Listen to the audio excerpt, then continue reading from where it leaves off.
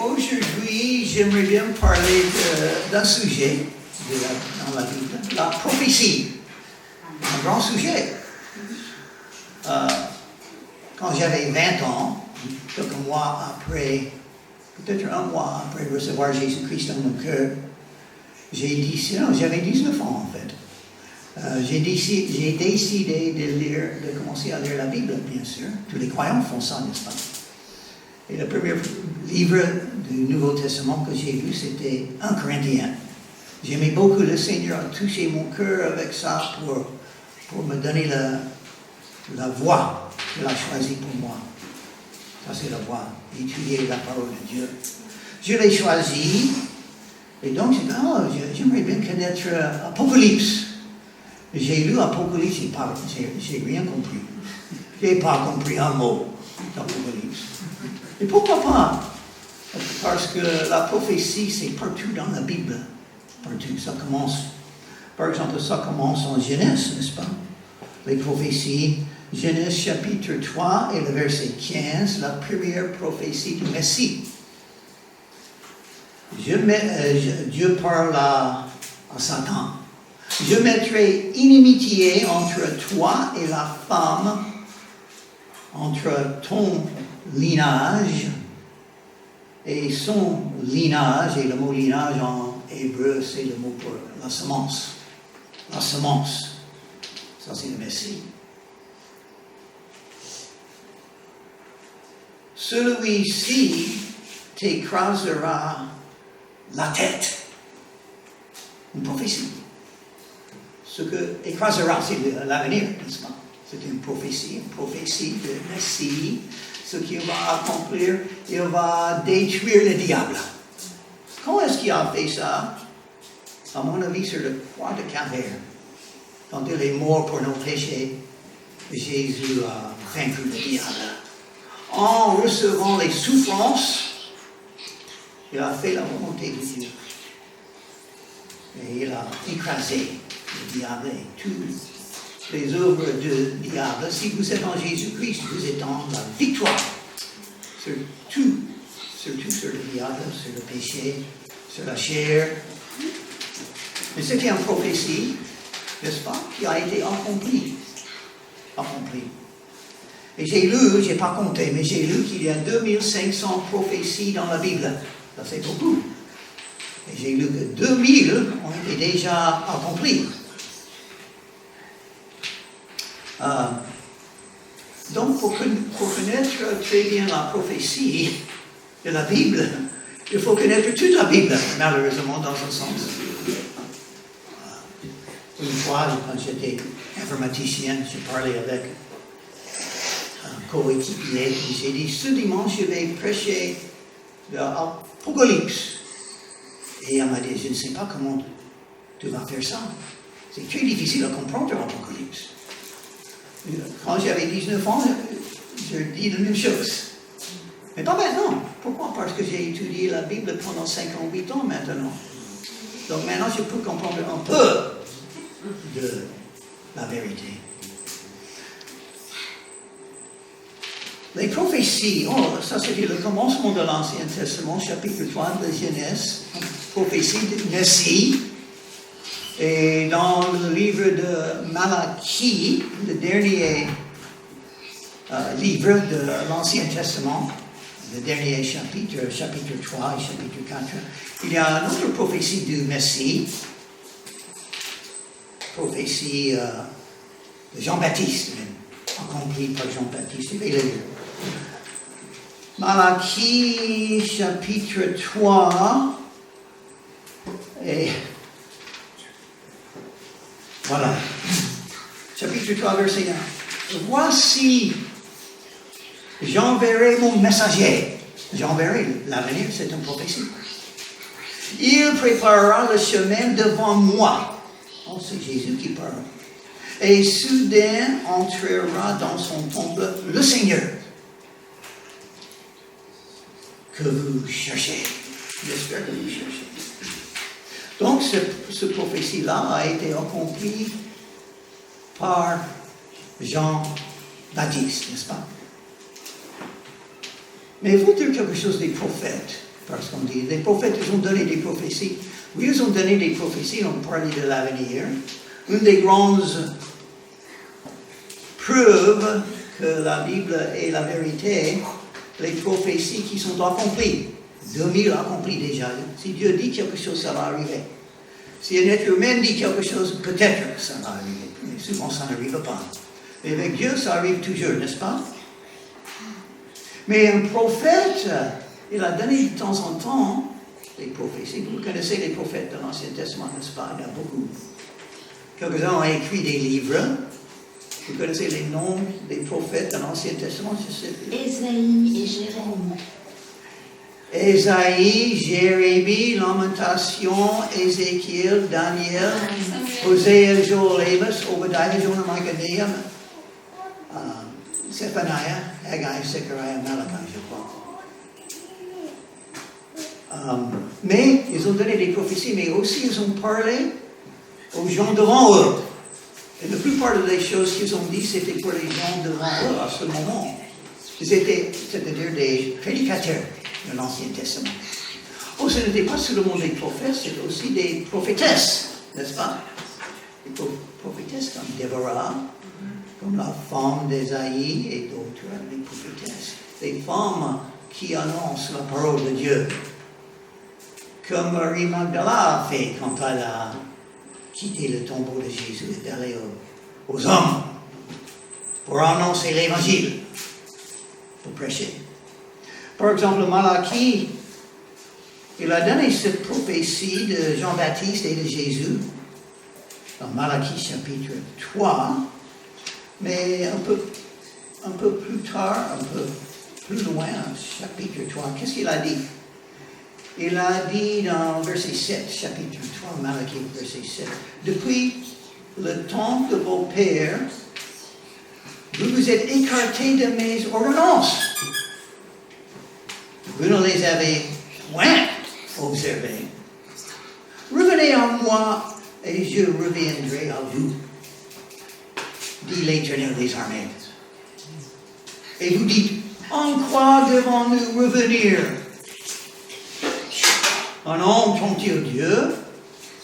Car vous me trompez. Et vous dites, en quoi t'avons-nous trompé? Dans les dîmes et les offrandes. Vous êtes frappés par la malédiction et vous me trompez, la nation tout entière. Apportez à la maison du trésor toutes les dîmes. Voilà, c'est un enseignement pour les gens en face de lui. Oui, c'est l'Ancien Testament, c'est la loi, mais c'est un exemple. Malachie n'a pas donné des prophéties seulement, il a parlé aux gens, un prédicateur. Mais une chose que j'aimerais faire, c'est commencer avec Matthieu chapitre 24. Maintenant, je vais commencer avec ma prédication. Matthieu chapitre 24. Jésus enseigne la prophétie. Et une chose que je dis souvent, si vous comprenez Matthieu chapitre 24, vous comprenez tout ce chapitre. Ça veut dire que vous comprenez très bien la prophétie. Malheureusement, il y a 51 versets dans Matthieu chapitre 24. J'ai déjà pris 10 minutes. Et impossible que je vais enseigner tout le chapitre, mais bon, on va commencer quand même. Matthieu chapitre 24, la Bible dit, comme Jésus s'en allait au sortir du temple, ses disciples s'approchèrent pour lui en faire remarquer les constructions. Ah, c'est beau le temple, n'est-ce pas? Jésus, regarde, le temple, et nous sommes là. Mais, il leur dit, oh pourquoi? Oh, ils savaient l'avenir. Ils savaient l'avenir. Eux ne savaient pas. Ils vont apprendre. Voyez-vous tout cela? Je vous le dis en vérité. Il ne restera pas ici pierre sur pierre qui ne soit renversé. Il ne restera pas. L'avenir, il sait l'avenir. Oh, il sait l'avenir. Jésus sait l'avenir. Ça veut dire beaucoup de choses. Je peux me confier en lui et tout va aller bien parce que c'est l'avenir. C'est mon avenir. C'est l'avenir. Cette prophétie a été accomplie. 37 années à peu près après, le temple a été détruit par les Romains. Et c'est plus là. C'est pas là aujourd'hui. Cette prophétie a été accomplie. Et ça nous enseigne quelque chose. Tout dans la vie est temporaire. Même le mariage est temporaire. Ça se termine par l'amour ou par la divorce, mais ça se termine. C'est temporaire. Ma femme n'aime pas quand je dis ça.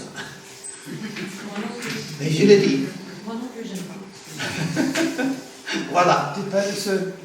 Et il faut dire, j'ai beaucoup à apprendre toujours. Et depuis quelques années, je suis en train d'apprendre des choses que le Seigneur m'enseigne. Et il sait enseigner.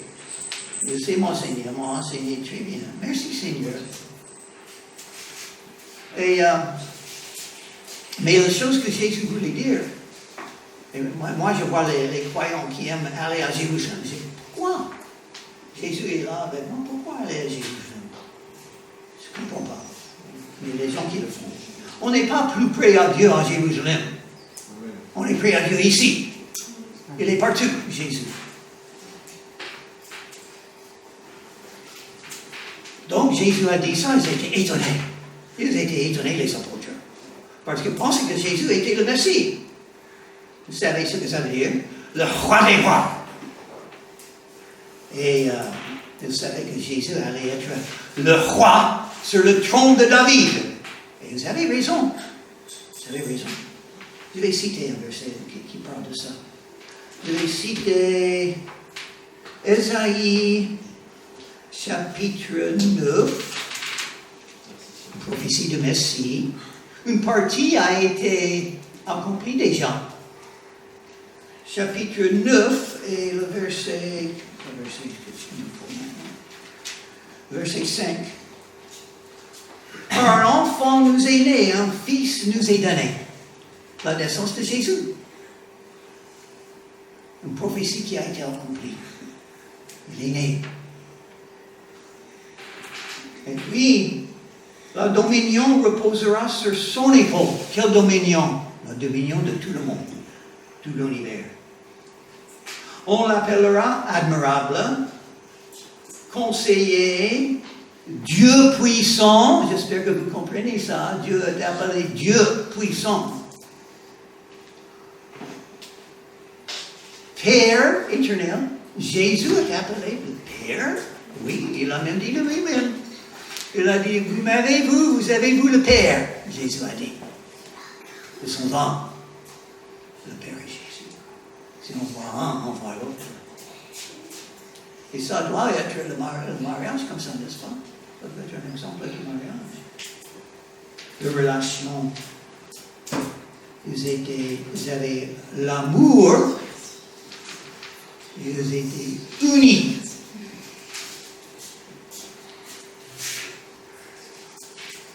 Prince de la paix. Oh, est-ce que vous avez besoin de la paix? Jésus peut vous le donner. Et en fait, pourquoi Dieu nous a donné les prophéties dans la Bible? Pourquoi? Et je vais le lire d'avance. Verset 6 de Matthieu, chapitre 24. En donnant ces prophéties, Jésus a dit, gardez-vous d'être troublés. Il veut nous donner la paix. Tout est dans ses mains. Il sait l'avenir. Il contrôle tout. Il décide ce qui va arriver. Tout va aller bien. Les guerres, les chefs des pays, qu'est-ce qui va arriver dans leur avenir? Un jour, ils seront à genoux devant Jésus. Ça, c'est leur avenir. Mais les apôtres, sans doute, comme d'autres juifs, connaissaient les prophéties sur le Messie, mais une chose qu'ils ne comprenaient pas, le Messie va venir 2 fois. Ils pensaient que tout doit arriver la première fois. Ils n'avaient pas raison. Par exemple, Ésaïe chapitre 9, Et le verset 6 dit, donnez à l'empire de l'accroissement et une paix sans fin au trône de David et à son royaume. Le trône de David. Le trône de David. C'est dans Jérusalem. Jésus sera roi sur le trône de David. Ça va arriver. Ce n'est pas encore accompli. La deuxième fois, cette partie sera accomplie. Mais les apôtres pensaient, ça doit être maintenant. Donc, quand Jésus a dit le temple va être détruit, les apôtres avaient des questions, 2 questions. Il faut bien comprendre le verset 3, Matthieu chapitre 24, pour comprendre la réponse que Jésus donnera. Ils ont posé 2 questions à Jésus. La première question, quand cela arrivera-t-il? Jésus n'a pas répondu à cette question. Il n'y a personne qui sait quand.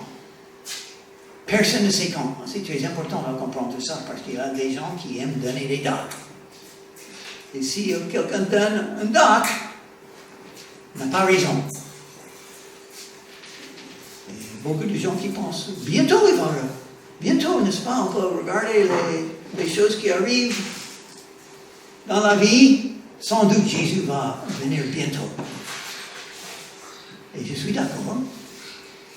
Mais il faut aussi connaître quelque chose de la prophétie que je crois que c'est très important à comprendre. Ce que Pierre a écrit, 2 Pierre, chapitre 3, il a dit dans verset 8, « Mais il est toute chose, bien-aimée, que vous ne devez pas ignorer. C'est que devant le Seigneur, un jour est comme 1000 ans, et 1000 ans sont comme un jour. » Et c'est combien de temps depuis que Jésus a donné ses enseignements sur la prophétie? Presque 2000 ans. Pas encore 2000 ans. Donc, selon de Pierre, on peut regarder comme Dieu regarde les années, c'est pas encore 2 jours. Dieu a l'éternité. 1000 ans, c'est rien à lui. C'est un jour à lui, selon Pierre. Donc, ce que je pense, c'est dit comme ça parce que les gens posent des questions. Pourquoi il n'a pas encore fait?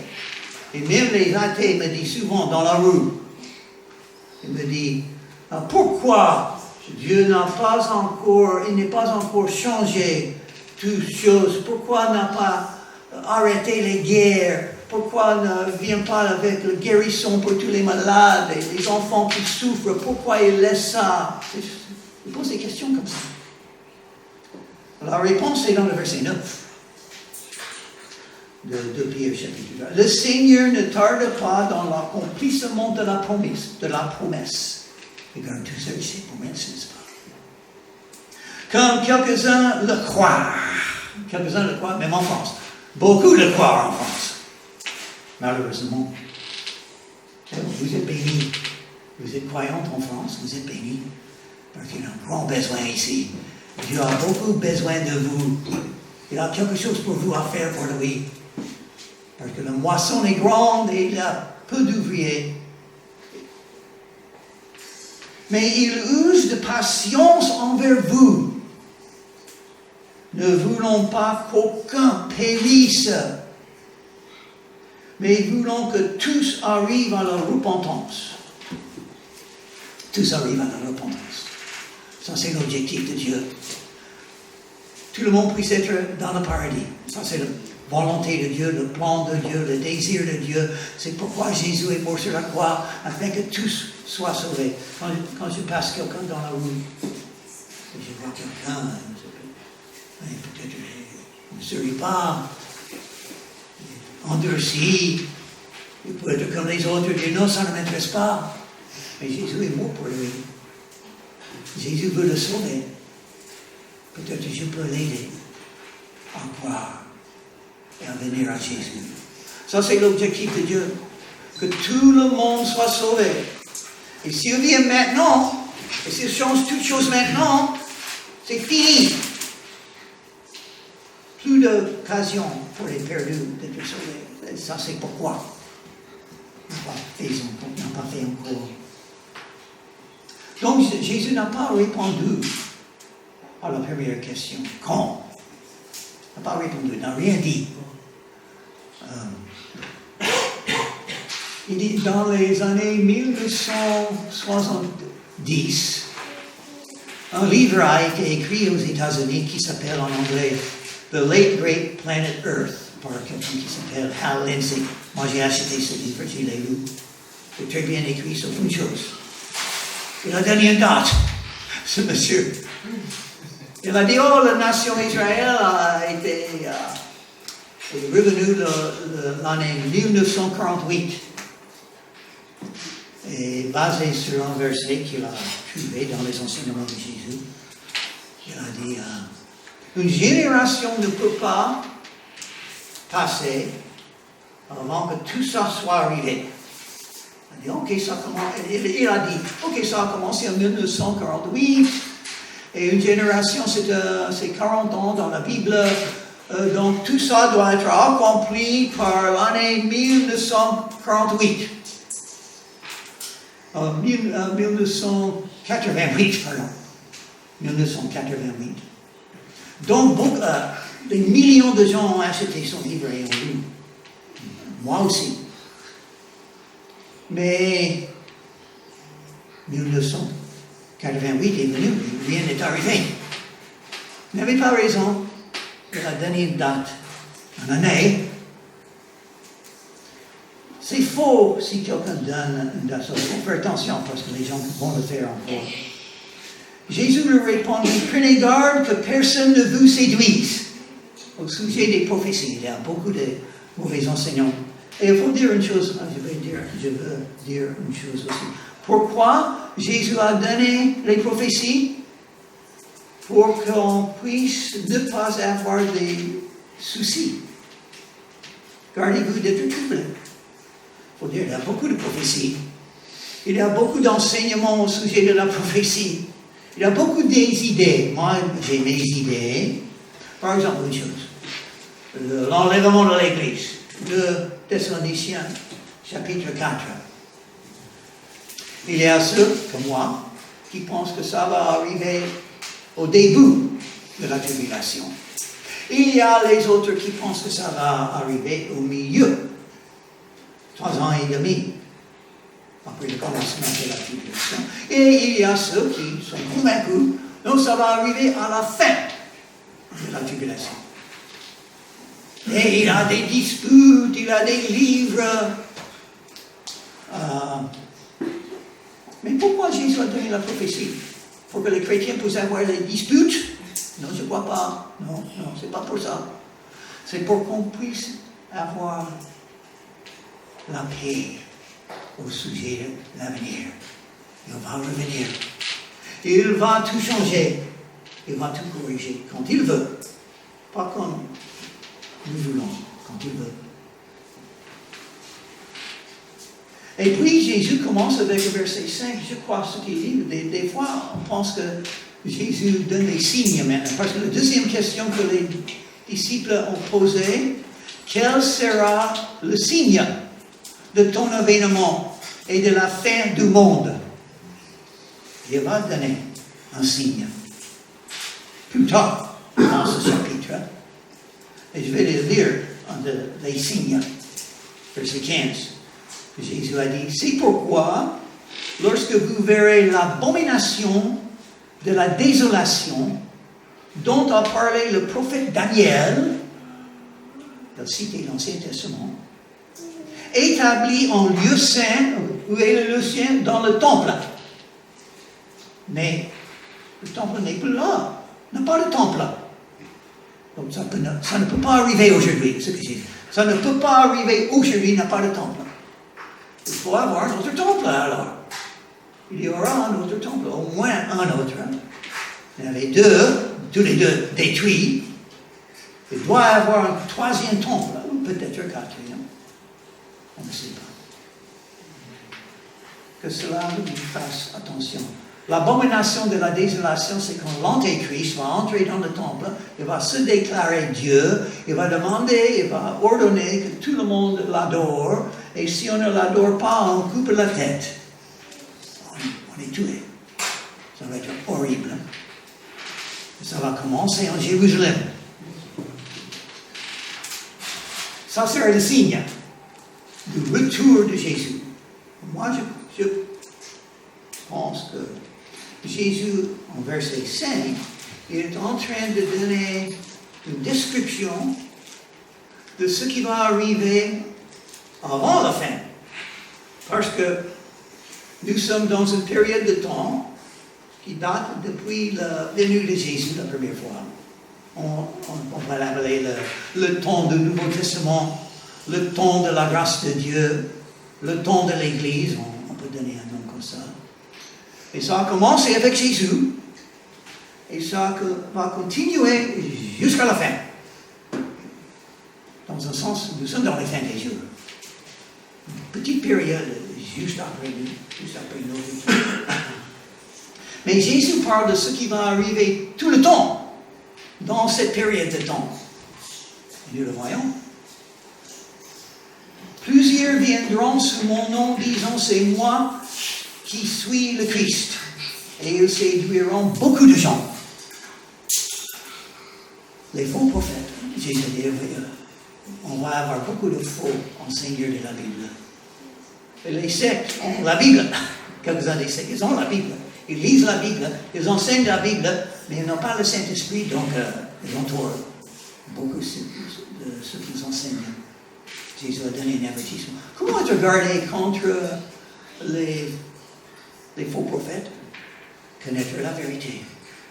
Un des bénéfices d'étudier la parole de Dieu, le plus que vous connaissez la vérité, le moins est la possibilité que vous serez séduit à croire des choses qui ne sont pas vraies. Et il a dit. Et il a dit, verset 6, vous entendrez parler de guerre et de bruit de guerre. Oh, je crois que ça est arrivé. Oui. On va étudier l'histoire, ça va arriver. Et même, il y a un peu plus que 100 ans, qu'est-ce qu'on avait en France? Et la Première Guerre mondiale.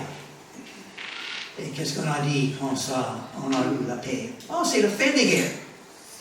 Non, en réalité, la Première Guerre mondiale a fait des racines pour la Deuxième Guerre mondiale, on dit. Et puis il y avait Vietnam et Corée, et Irak, et Ukraine, et maintenant au Moyen-Orient, partout, et des pays en Afrique. Donc, je crois que Jésus avait raison. Une guerre après l'autre. On prie pour la paix. On cherche la paix. On espère avoir la paix. Mais on ne peut pas avoir la paix parce qu'on a la haine. Et Jésus va dire ça. Gardez-vous d'être troublés. Ça, c'est pourquoi il nous a donné la prophétie. Et il y a beaucoup de gens qui sont troublés par ce qui se passe dans le monde. Beaucoup. Ils n'ont pas les prophéties de Jésus pour te consoler. Tout est dans les mains de Dieu. Tout va aller bien. Jésus va revenir. Et il faut le dire, ça c'est notre espérance. Le retour de Jésus-Christ. Ce n'est pas le politicien. Les hommes ne peuvent pas résoudre les problèmes de ce monde parce que sont trop de haine. Le diable est puissant et il n'a pas assez de croyants en Jésus. Et Jésus va le faire parce qu'il est le prince de la paix. On peut avoir la paix dans le cœur si on se confie en Jésus, si on a l'assurance que Jésus vous aime, il vous a pardonné, il a un dessein pour votre vie, il est là, il a raison pour toutes choses, même les difficultés, et il peut tout faire. Si vous avez la foi comme ça, vous aurez la paix en Jésus, pas de souci. Une nation s'élèvera, et il a dit, mais ce ne sera pas encore la fin. Donc les guerres, les bruits de guerre ne sont pas les signes du retour de Jésus-Christ, ce sont des circonstances de l'époque où nous habitons. et d'autres choses. Verset 7. Une nation s'élèvera contre une nation et un royaume contre un royaume. Et il y aura en divers lieux des famines et des tremblements de terre. Qu'est-ce que Jésus a dit? C'est le commencement des douleurs. Ce n'est pas encore la fin. Et en fait, quand vous lisez Apocalypse, il va donner des détails de ce qui va arriver juste avant le retour de Jésus-Christ, juste après, selon moi. Peut-être que je n'ai pas raison, mais juste après l'enlèvement de l'Église. Et il y aura des tremblements de terre pires qu'on n'a jamais eu. Même les îles vont tomber dans l'eau. Les montagnes vont tomber. Toute la terre est secouée. C'est un petit détail de ce qui va arriver. Cette terre est fragile. Et nous le savons maintenant, par la science. Cette terre est fragile. Mais heureusement, nous avons un sauveur qui est puissant. Moi, je cherche sa volonté, c'est tout. Qu'est-ce que tu veux de moi, Seigneur Jésus? Qu'est-ce que tu veux de moi? Peut-être qu'il y a quelqu'un ici qui ne connaît pas Jésus comme sauveur. Aujourd'hui, vous pouvez recevoir Jésus dans votre cœur. Vous pouvez prier Jésus comme j'ai fait à l'âge de 19 ans, parce que la Bible dit « Quiconque invoquera le nom du Seigneur sera sauvé ». Donc aujourd'hui, vous pouvez invoquer le nom de Jésus. Jésus entre dans mon cœur et il le fera. Pardonne mes péchés parce que je veux te suivre et te croire et le faire. Donc, ici, est-ce qu'il y a quelqu'un? Baissons les têtes un moment. Baissons les têtes avant de prier. Que toutes les têtes soient baissées et les yeux fermés. Et si vous voulez qu'on prie pour vous, vous pouvez enlever la main. On va prier pour vous. Quelqu'un? Il y a quelqu'un? Très bien, on va prier pour vous. On va prier pour vous. On va prier pour vous. On va prier pour vous. Merci Seigneur pour ceux qui ont levé les mains, ils ont quelque chose sur le cœur. Et d'autres sans doute, Seigneur Jésus, qui n'ont pas levé les mains. Mais nous avons tous des grands besoins. Nous avons, parce que c'est la guerre spirituelle maintenant pour les croyants. Et on a souffert parce que c'est la vie. Et après ton exemple, tu as souffert pour nous, Seigneur Jésus. Touche les cœurs, sauve les hommes. S'il y a quelqu'un qui est là, qui n'est pas sauvé, qu'on puisse te prier pour te connaître, pour te pardonner pour toi, Seigneur Jésus. Dans ton nom, je te prie. Amen. Amen.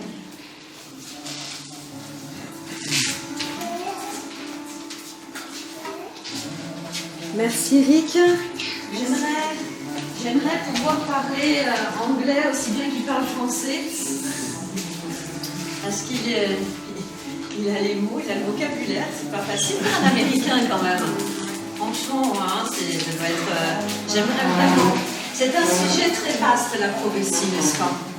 C'est un sujet qui demande une étude, voire plusieurs études quand même. Ce qui est important, ce que j'ai regardé, c'est que le Seigneur annonce des choses sur nos vies, d'une façon générale, pour ses créatures, pour le monde qu'il a créé, mais aussi pour notre vie. Il a des prophéties qui ont été données comme des promesses sur nos vies, et c'est des choses qui sont annoncées. Et le Seigneur dit qu'il ne se dépend pas de ce don et de son appel. Et nous avons chacun au moins un don. Et si nous ne connaissons pas notre don, nous avons au moins Jésus, qui est ce don magnifique en nous. Et en Jésus, on peut tout. Et ce qui a été annoncé sur votre vie, c'est d'abord un amour incroyable. Parce que Jésus n'est pas celui qui fait peur, mais il est celui qui aime. Et même dans les troubles, dans les guerres, qui peuvent faire peur, n'est-ce pas? On a peur que ça arrive jusqu'à nous. Et pourtant, il est dit 365 fois dans la Bible, n'aie pas peur, un pour chaque jour. Et il y a des choses qui sont annoncées. Et nous, on doit... Et on peut compter sur son amour. N'est-ce pas? Soyez renouvelés en Jésus. Soyez bénis en Jésus. Je vous souhaite une très belle semaine. Et on se revoit dans 2 semaines, du coup, pour ceux qui veulent. On sera là à 10h15. On va laisser la chanson, si vous voulez, et chanter avec Dan Mitten. Et puis on peut se retrouver autour du bar pour un dernier verre et partager ensemble. Ok?